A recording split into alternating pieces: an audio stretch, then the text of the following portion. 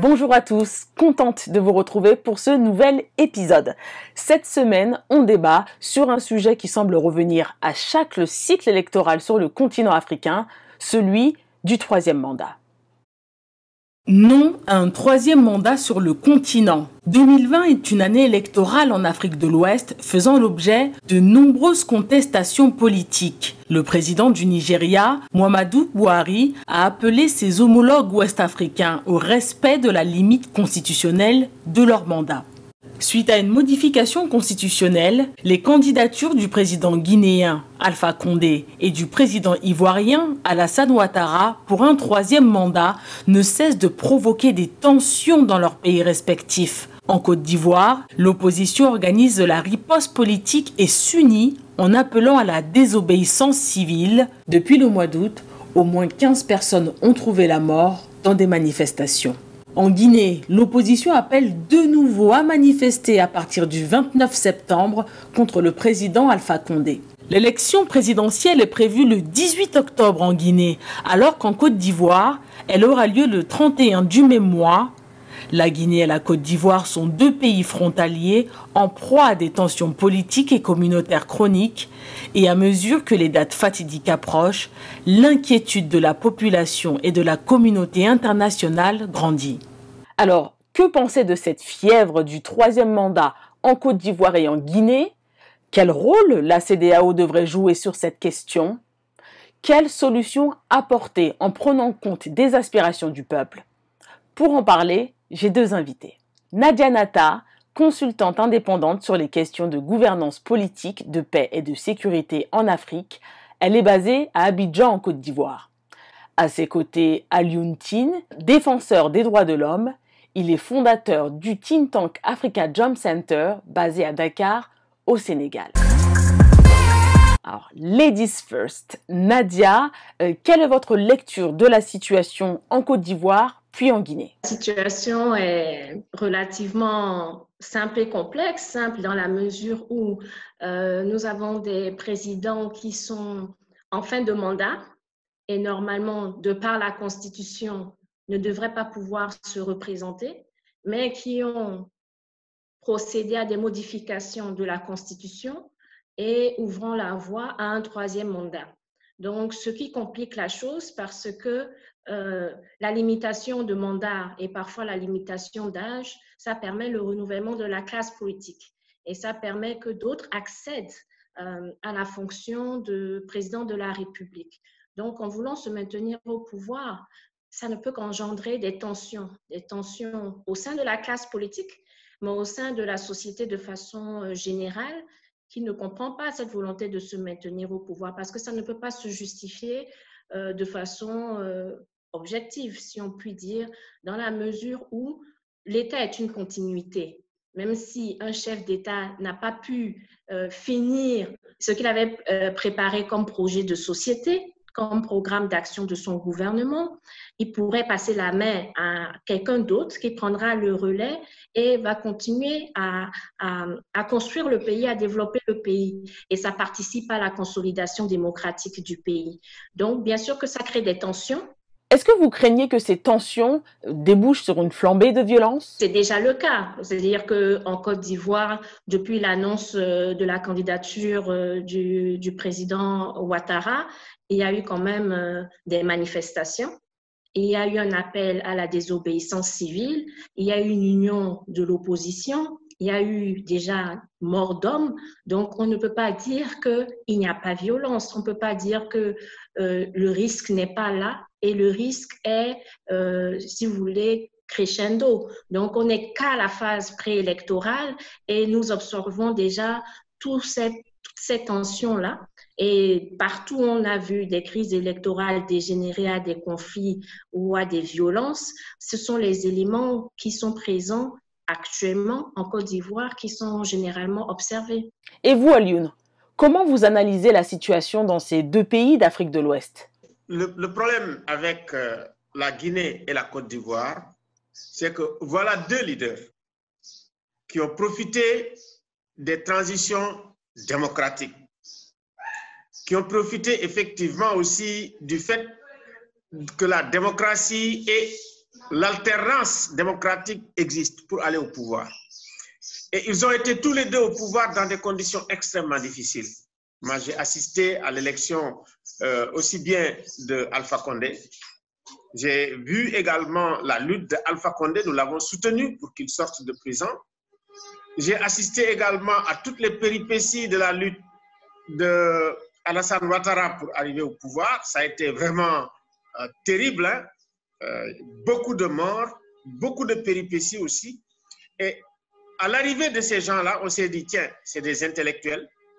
De par leur parcours, ils vont réconcilier les sociétés, que ce soit la Guinée ou la Côte d'Ivoire, et vraiment tourner la page des problèmes communautaires, tourner la page de la malgouvernance, tourner la page aussi des présidences, comme on dit, à vie. Et malheureusement, ils arrivent et maintenant, ils commettent ce que j'ai dit, les nouvelles formes de coup d'État et instaurent ce que j'appelle les démocraties d'imposture. Parce qu'en réalité, vous n'avez plus avec effectivement ce genre de régime d'état de droit.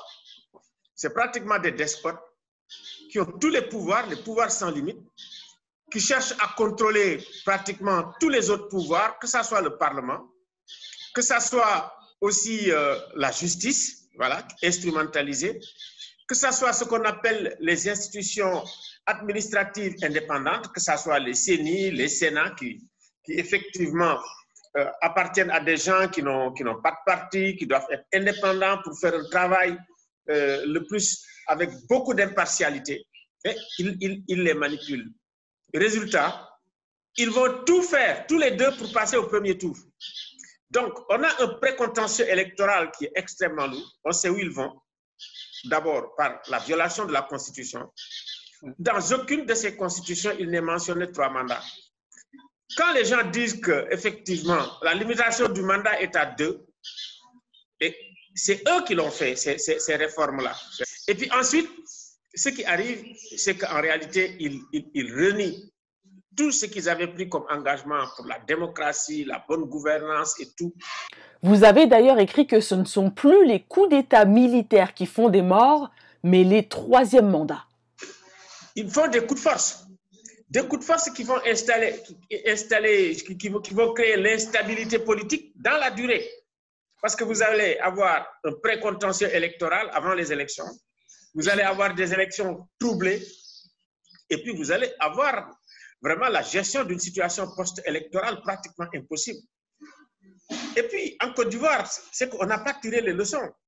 C'est un pays où il y a eu l'instabilité après Houphouët-Boigny. Avec Bédié, 99, c'est Gueye qui arrive, coup d'État. Goï fait un coup d'État. Gbagbo arrive, il ne réconcilie pas. Il continue pratiquement. Il ne fait même pas d'élection. Les élections n'arrivent qu'en 2010. Mais en 2002, il y a un incident en Côte d'Ivoire entre le Nord, avec le Nord qui part. 2010, ça a été, on a tous vu ce qui s'est passé. Les gens parlent même de 16 000 morts maintenant, au lieu de 3 000 morts. Donc, quand vous avez cette mémoire-là, mais vous devez corriger. Mais ce qui va se passer aussi, en ce moment, on a beaucoup de morts. Hein? Il y a plus de 26 morts. Il y a des centaines de blessés. Il y a des députés qui sont en prison. Il y a des activistes et des femmes qui sont en prison. Certaines même ont fait l'objet de violences, d'après ce que je dis. Et à chaque manifestation, maintenant, les gens ils sortent avec des coupes-coupes, on instrumentalise les microbes. Et où pensez-vous qu'on va aller avec ces élections en Côte d'Ivoire? D'ailleurs, nos condoléances à toutes les familles et amis de ceux qui sont partis. Vous avez évoqué donc à Lyoun plutôt des points importants, tels que l'instrumentalisation de la justice, la modification de la Constitution. Mais Nadia, il y a quelque chose d'autre qui est décrié en Côte d'Ivoire, c'est le système de parrainage électoral. Alors pour rappel, chaque candidat devait recueillir au moins 1% de son électorat local dans 17 régions du pays. Le parrainage, est-ce une arme fatale selon vous? Comme nos États aiment bien se copier, pas forcément toujours en bien, c'est la nouvelle trouvaille. L'idée est de sélectionner, de filtrer les candidats pour éviter des candidatures plus ou moins farfelues. Donc ça, c'est l'idée qui est présentée, mise en avant pour faire passer le parrainage. Mais n'oublions pas que nous sommes en politique et le parrainage, souvent, c'est un instrument aussi pour écarter une partie des candidats. Parce qu'il faut que le parrainage soit citoyen ou par des élus, ce qui est encore plus difficile. Tout le monde ne peut pas prétendre au parrainage parce que la configuration fait que les mêmes citoyens ne peuvent pas parrainer plusieurs candidats et souvent c'est le premier à arriver, dont la liste est arrivée, qui passe et qui a la priorité sur les autres. C'est arrivé au Sénégal où sur une vingtaine de candidatures déposées, c'est seulement 7 qui ont été retenues. Et bien sûr que ça a engendré des tensions considérables lors de la dernière élection présidentielle parce que c'était considéré comme un instrument d'exclusion. Maintenant, la Côte d'Ivoire, on vient tout juste d'assister à ce qui s'est passé en Côte d'Ivoire où quand même sur 44 candidats, 4 seulement ont été retenus après le parrainage et c'est essentiellement lié au parrainage, donc la liste définitive des candidats. Et vous allez voir qu'il y a de fortes contestations parce que certains candidats estiment qu'ils avaient les parrainages requis et que leur parrainage aurait pu ou non être détourné. Donc, tout ça ne fait qu'engendrer des tensions et renforcer la crise préélectorale qui est en train de s'installer. Aussi, le parrainage pose le problème que tout le monde n'a pas accès au parrainage, c'est-à-dire que tout le monde n'a pas accès aux citoyens. Il y a un travail préalable à faire pour obtenir les parrainages. Donc, quel rapport les candidats potentiels ont avec les citoyens? Ont un projet de société éventuellement à présenter aux citoyens pour que ces derniers acceptent de les parrainer, sinon sur quelle base ils seront parrainés. Ensuite, ça veut dire que ça demande des moyens et une organisation initiale que d'autres pourraient ne pas avoir. Et une fois de plus, ça ne peut qu'impacter négativement les candidatures féminines qui sont généralement relativement faibles.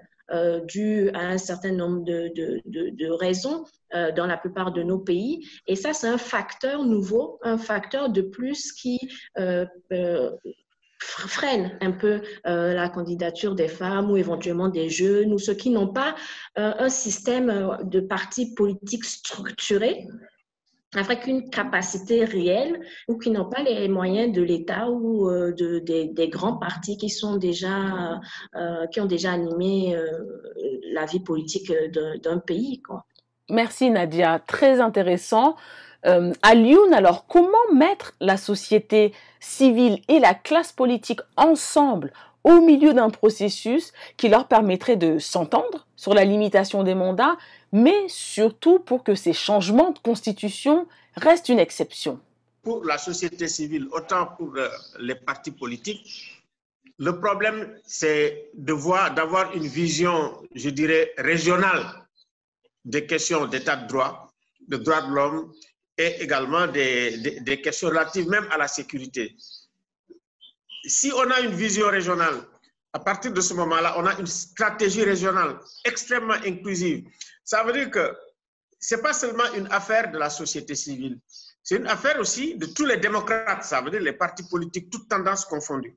On se dit, écoutez, maintenant, il faut qu'on se mobilise pour faire en sorte qu'on arrive à la limitation de mandat.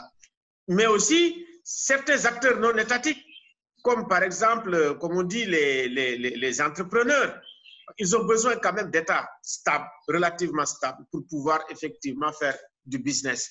Donc, tous ces gens-là, qu'on appelle la communauté des citoyens de la CEDEAO, s'ils se mobilisent véritablement, mais on arrivera à dire, écoutez, maintenant, il faudrait intégrer la question du deuxième mandat dans notre constitution commune, qui est le protocole additionnel sur la gouvernance et la démocratie. Mais ça demande aussi la mobilisation des journalistes. Chaque fois, les journalistes disent, alors, qu'est-ce que vous allez faire? Je dis, qu'est-ce que nous allons faire? Mais maintenant, il faut mettre un grand nous. Et à partir de ce moment-là, on va adresser ces mêmes problèmes qui sont en Guinée, qui sont en Côte d'Ivoire et qui demain peuvent venir aussi au Sénégal et ailleurs. Parce que ces questions-là, quand on les regarde, c'est surtout les pays francophones. Hein. Le Ghana, oui, ils vont faire leurs élections bientôt, hein, je pense que c'est au mois de décembre, mais il n'y a pas de bruit. Ça va se faire tranquillement. Dans la plupart des pays où les gens respectent relativement l'état de droit et la démocratie, mais il n'y a pas de bruit. Les gens font leurs élections, les gens ne sont même pas au courant. Donc, cette question, c'est une question de leadership d'abord. J'aimerais avoir la réaction de Nadia. Est-ce que le débat des troisièmes mandats, c'est un débat essentiellement francophone?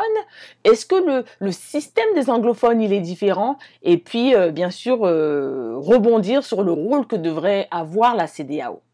Peut-être en Afrique de l'Ouest, mais au-delà de l'Afrique de l'Ouest, on a quand même l'Ouganda qui est passé par là. Vous avez des pays comme la Zambie qui commencent éventuellement à tendre vers ça.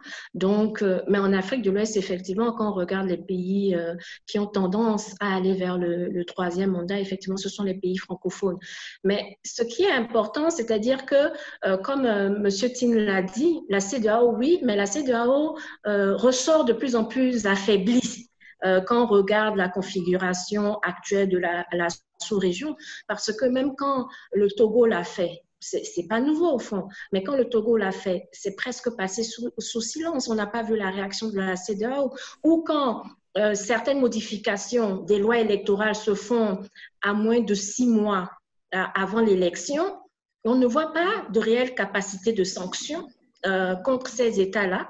Donc, à partir de ce moment, ça affaiblit l'institution régionale. Et vous voyez qu'aujourd'hui, même avec ce qui se passe en Côte d'Ivoire, en Guinée, aujourd'hui, cette semaine, il y a une mission des Nations Unies, le bureau régional des Nations Unies en Côte d'Ivoire, mais on n'a pas encore vu la présence africaine, d'abord régionale, parce que c'est son territoire, donc la CEDEAO, et éventuellement l'Union africaine. Donc, ça veut dire que quelque part, ça remet en cause un peu l'autorité de ces organes régionaux et continentaux, et peut-être qu'il y a un besoin de les révisiter, de faire des réformes de sorte que désormais, quand il y a des dispositions qui sont prises au niveau régional ou au niveau continental, que ce soit réellement respecté par les États et qu'on ne signe pas juste des conventions et qu'après, on s'en lave les mains ou on se prévaut de ne pas le respecter parce que les intérêts du moment ne coïncident pas avec ce qu'on a signé au niveau régional ou au niveau continental. On dirait que la CEDEAO des peuples a encore du chemin à faire. Alioune? Écoutez, moi je pense que pour revenir à ce que disait Nadia tout à l'heure, si effectivement la CEDEAO et l'Union africaine n'ont pas été en Côte d'Ivoire, c'est parce qu'effectivement Ouattara ne le veut pas. Généralement, c'est avec l'accord des États qu'ils viennent. Mais ce n'est pas une raison de se taire. Je pense que la CEDEAO, quand même, surtout les mécanismes de prévention, d'alerte, de prévention et de gestion des conflits, mais ils peuvent faire un communiqué de presse. L'Union africaine aussi aurait pu faire un communiqué de presse. Mais on va attendre quoi? Que la Côte d'Ivoire brûle pour que les gens, effectivement, commencent à se dire mais on va aller jouer les sapeurs-pompiers. Ça va être trop tard. On sait qu'avec ces élections, quand même, qui ne sont pas des élections consensuelles, qui ne sont pas inclusives, on va vers le mur, on va vers la confrontation. Parce que le climat est à la confrontation aujourd'hui. Donc, il faut reporter ces élections. Donc, s'ils font un communiqué pour demander le report des élections, mais immédiatement, ça crée un problème. Donc, moi, je dis aujourd'hui, les peuples, c'est vrai, la CEDEAO des peuples, ça existe à travers peut-être les organisations de la société civile, certaines organisations professionnelles qui y vont, mais c'est encore une minorité. La CEDEAO des peuples existe parce qu'on a, nous, aujourd'hui, la carte d'identité de la CEDEAO, on est citoyen de la CEDEAO, on circule. Mais même pour la circulation des biens et des personnes, c'est des problèmes. Donc, la question de l'intégration africaine, ça se pose parce que les chefs d'État qui ont eux-mêmes créé ces institutions ne les respectent pas. Quand la Cour africaine des droits de l'homme prend une décision, ça fait comme si c'était une cour qui n'appartenait pas à l'Afrique. C'est incroyable. Quand la Cour de justice de la CEDEAO prend une décision de justice, alors qu'effectivement c'est une cour qui appartient, ça aussi, ça crée des problèmes. Donc, tout cela doit être fait parce que nous n'avons pas des États avec des États de droit. C'est aussi simple que ça. Nadia, certains pensent que les pays africains ont fait littéralement un copier-coller des systèmes constitutionnels des anciennes puissances coloniales. Est-ce que c'est légitime de penser que la démocratie, ce n'est pas une notion africaine? Ça me fait sourire parce que ça me ramène un peu à ceux qui estiment qu'il doit y avoir une démocratie à l'africaine, que l'Afrique ou les Africains ne sont pas assez mûrs pour la démocratie. Mais quand on remonte à l'avant même période coloniale, on ne peut pas dire que nos sociétés telles qu'elles étaient, traditionnelles telles qu'elles étaient que des sociétés où il y avait un pouvoir absolu. Même quand vous prenez la cour du roi, il y a toujours les ministres, les conseillers, il y a des représentants de tel ou tel membre de la communauté. Et la prise de décision, est plus ou moins collégiale, où il y a un consensus. On ne peut pas dire que même le patriarcat dont on parle tant que ça, avec la promotion de la femme, avec l'égalité des genres, mais avant ça, il y avait des sociétés traditionnelles purement matriarcales dans nos sociétés. C'est la colonisation qui est venue changer ça.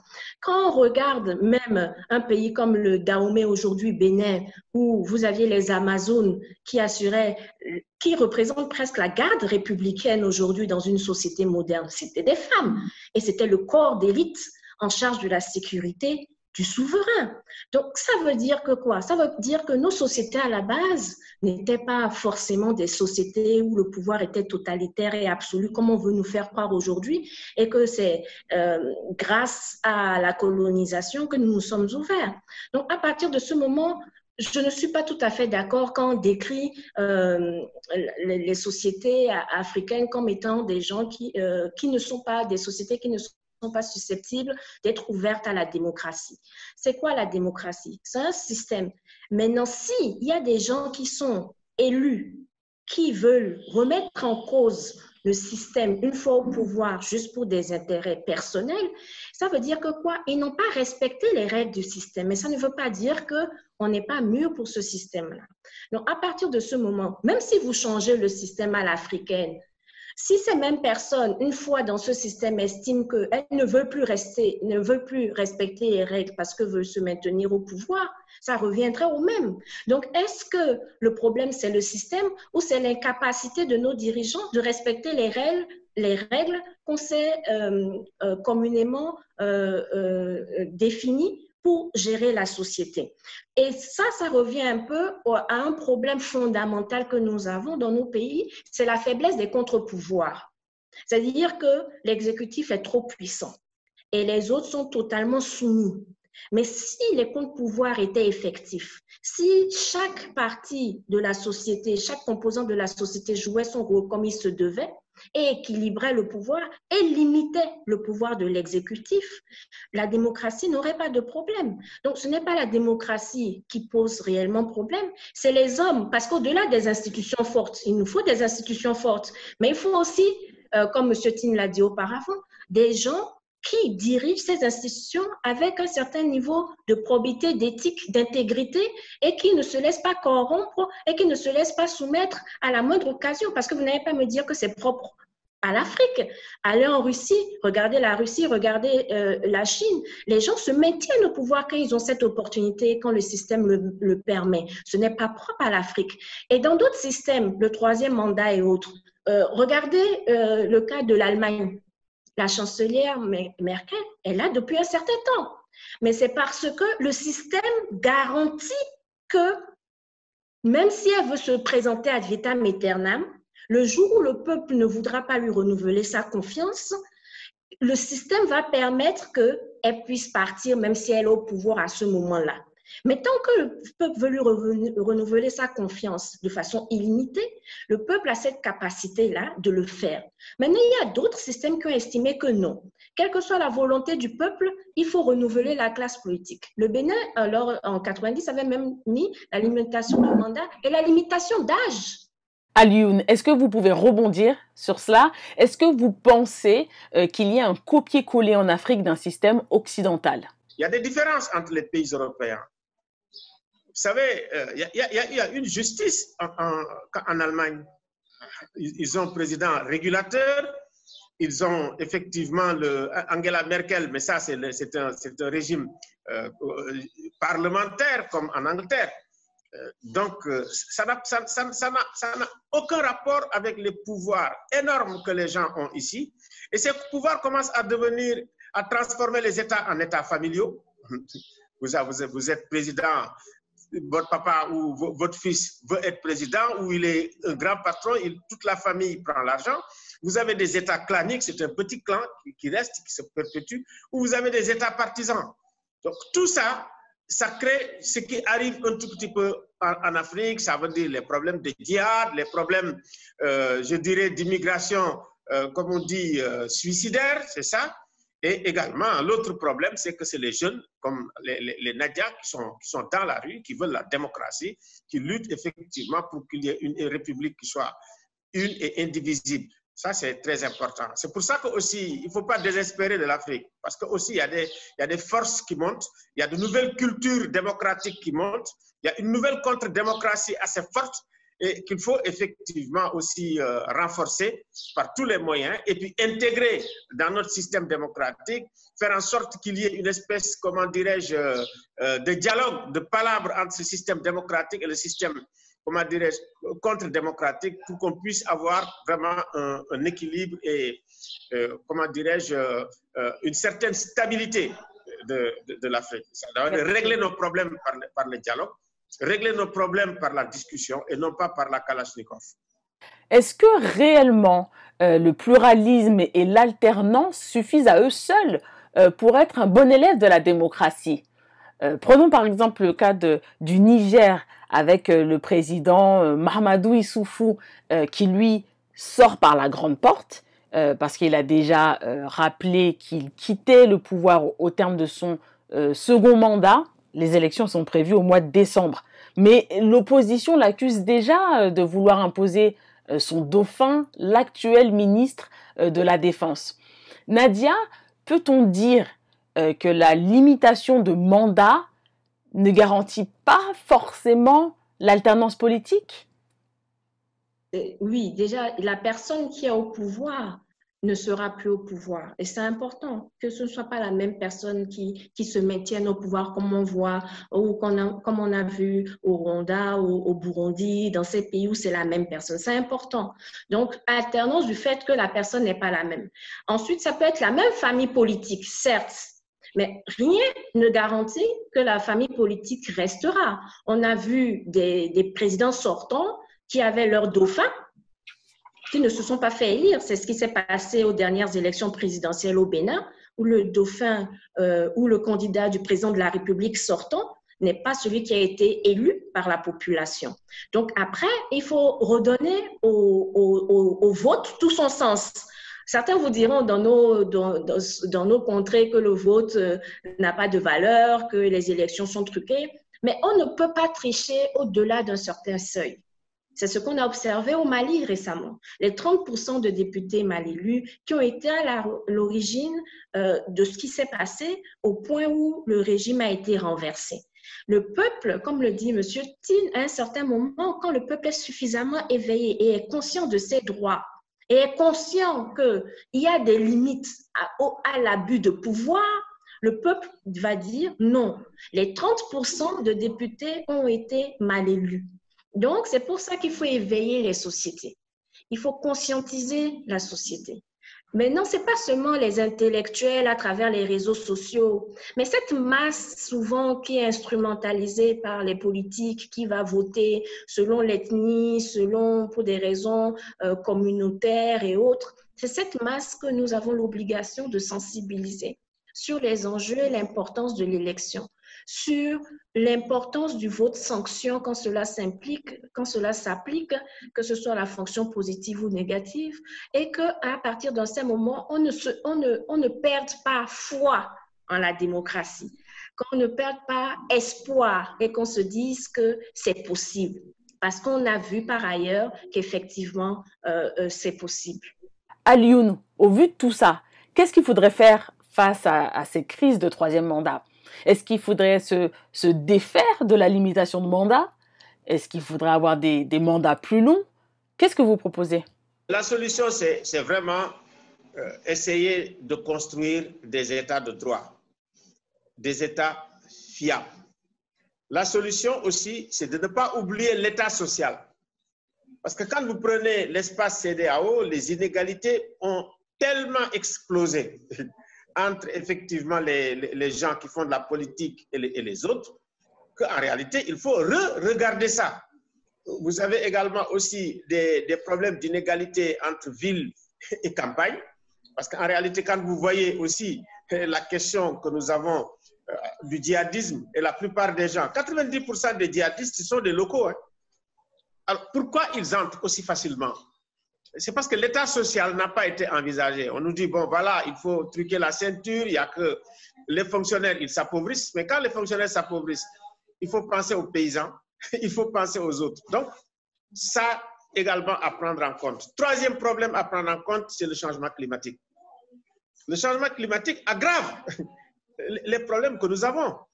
Que ce soit d'abord la sécheresse, quand on regarde la compétition entre éleveurs et agriculteurs, c'est le problème de la sécheresse qui pose ça avec beaucoup plus d'acuité.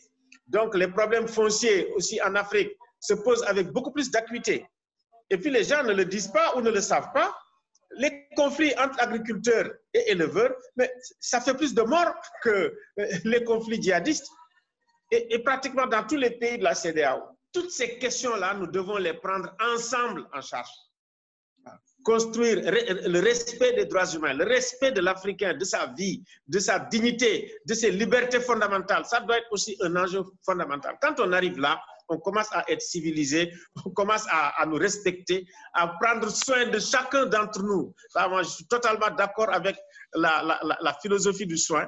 Le respect et la considération qu'on doit à l'être humain qui est l'Africain et l'être humain de façon globale. Et vous, Nadia, quelle est votre solution face à cette crise du troisième mandat? Ma solution, c'est de maintenir la limitation pour le moment. Parce que ce n'est pas parce que je doute des citoyens africains, non du tout, au contraire, leur maturité est réelle. On a déjà vu un président faire un seul mandat. On a eu ce cas au Bénin avec le président Nicéphore Soglo. Donc, le vote a sa valeur. Il faut limiter les mandats pour le moment parce que ce ne sont pas les citoyens qui posent problème, mais c'est ceux qui s'accaparent du pouvoir qui posent problème. Une fois au pouvoir, une fois qu'ils centralisent tous les pouvoirs en leurs mains, ils ont tendance à ne plus vouloir partir. Et donc, si en plus la Constitution ou les lois le leur permettent, ça sera la dérive totale. Mais parce que, vous voyez, le fait de modifier la Constitution, qu'on parle de référendum ou non, parce que les référendums après sont discutables en termes de fiabilité dans certains pays par rapport à leur organisation et par rapport à leurs résultats.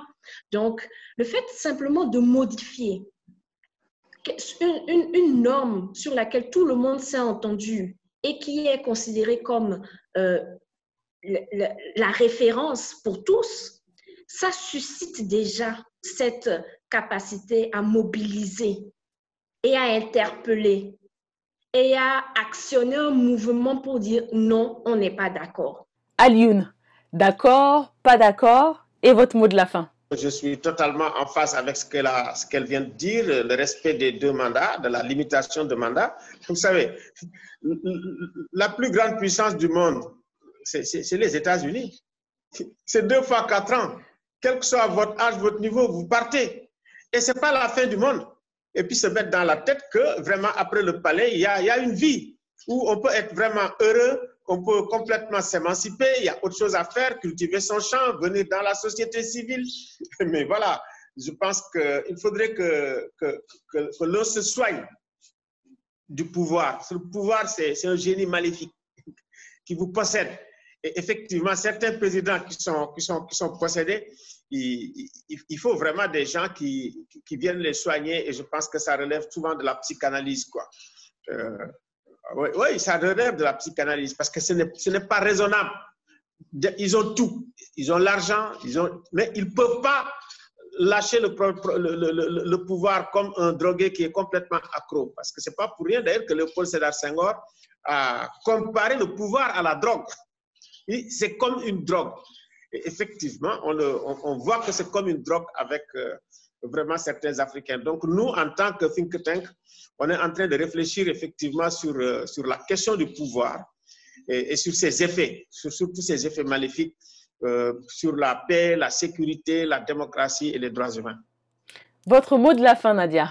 Il faut que les citoyens africains, au-delà des frontières nationales, se mobilisent et prennent conscience de ces enjeux où la démocratie est menacée, elle a affaibli, et on a besoin d'eux pour se soutenir les uns les autres quand un pays est en danger d'un point de vue démocratique. Cette solidarité au-delà des frontières est importante et c'est ça qui va permettre d'équilibrer les dysfonctionnements au niveau national.